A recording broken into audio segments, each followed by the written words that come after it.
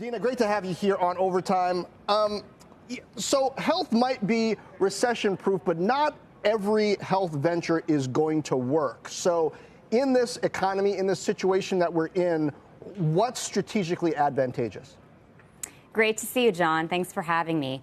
To your point, I think we're going to continue to see a lot more consolidation in this industry and many others. But in particular, health tech saw so many tailwinds with COVID. There was a proliferation of venture-backed companies, a myriad of point solutions, as they're often called, many of which are struggling now to maintain the kinds of fundamentals that are critical in this economic environment, and that will be looking for a home as they struggle to find venture dollars as capital may or may not be drying out.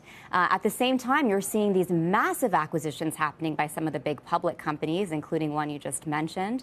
And I think that speaks to the really increasing TAM, if you will, as non-traditional players are looking to dip their toes and maybe a bit more in health tech.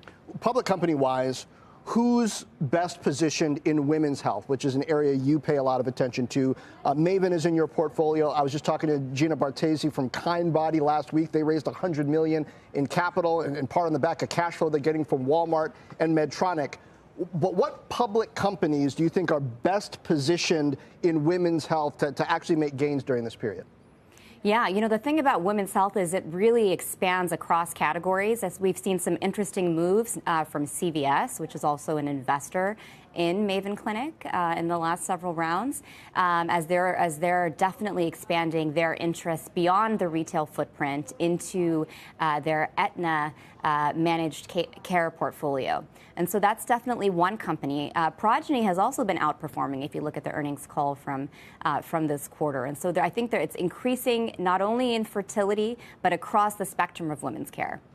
Just to dig into that a little bit more, and for better or worse, putting the politics and aside, abortion pills have become this lightning rod. Even just this week, as you've seen some states, move on that topic, and other states counter, and some companies like Walgreens say that they're not going to carry them.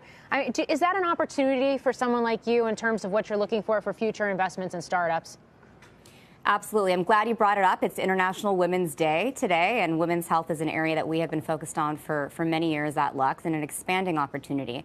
I think there are a plethora of examples of companies that have used technology in the face of regulatory headwinds across different industries, and this is one example in healthcare where there is so much need, there is so much desire, there is an opportunity for technology to make care more accessible, to enable access to information, especially in the face of so much misinformation, which is a big problem across the board in health and certainly in women's health as well.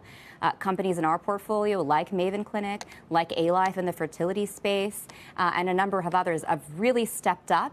And I think the fact that they have, outperformed on the private side as well as the public side in the environment that we're in really speaks to the broader investor appetite for the space. All right. Deena, Shakir, thanks for joining us.